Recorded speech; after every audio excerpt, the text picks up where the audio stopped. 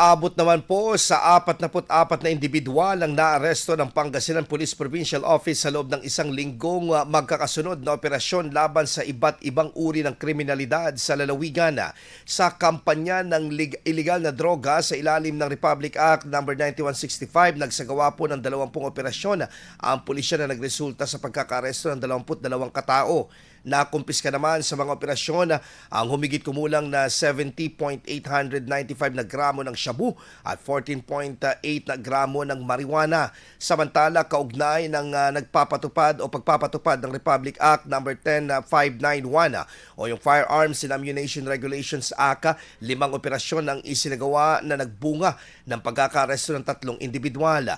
2 baril ang nakumpiska habang may ilang baril din nagdeposito at voluntaryong isinuko ang mga ito. Sa hiwalay na manhunt operations, naaresto naman 16 na wanted persons, kabilang ang 2 itinuturing na most wanted at 14 na iba pang may mga nakabingbing mga kaso.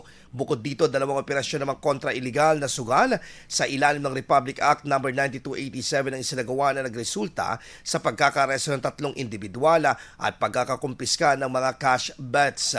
At patuloy na isinasagawa naman ang operasyon ng mga pulisya upang mapanatili ang kaayusan at seguridad sa mga komunidad sa lalawigan ng Pangasinan. IFM News. IFM News. IFM News.